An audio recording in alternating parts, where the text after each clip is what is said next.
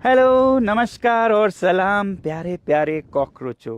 कल मैं आप लोगों से मिलने लद्दाख से आ रहा हूं दिल्ली जंतर मंतर पर, जहां मैं आप लोगों के साथ चंद घंटे बिता पाऊंगा, क्योंकि उसके बाद मुझे जाना है जिनीवा, स्विट्ज़रलैंड।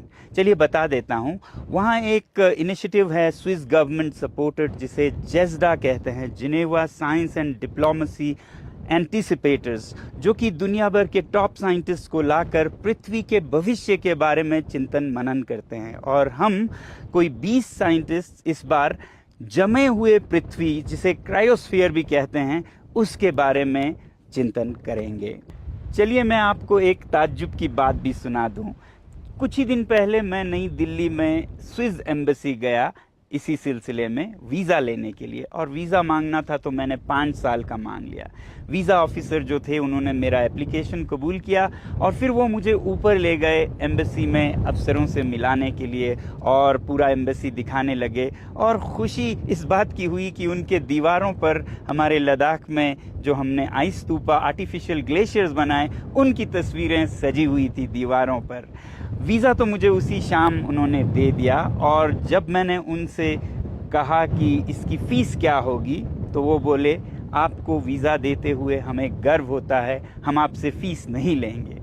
मैं हैरान और चला आया, मगर दिल ही दिल में खुश भी हुआ और दुखी भी। दुखी इसलिए हुआ कि मैं सोचने लगा, मेरा अपना देश मुझे क्या देता है, क्योंकि मुझे अपने देश ने पिछले 1 साल में दिया था एंटी नेशनल का एक खिताब, 6 महीने की जेल, और फिर हमारे इंस्टीट्यूट के ज़मीनों को वापस लेने की कार्यवाही, और ईडी और इनकम टैक्स और सीबीआई सबके रेड्स, ये सब मुझे अपने देश ने दिया। और यहाँ दुनिया के भविष्य के चिंतन के लिए बुला रहे हैं बाहर के देश। थोड़ा दुखी हुआ, और मैं चाहता हूँ कि आप लोगों से पूछें कि क्या हमारे देश में कुछ बदलने की ज़रूरत नहीं है, और अगर बदलना है तो उसे कौन बदलेगा। कल मैं आप लोगों से पूछूंगा, देश की रक्षा कौन करेगा, कौन करेगा। और मुझे उम्मीद है आप लोग कहेंगे, हम करेंगे, हम करेंगे। जय हिंद।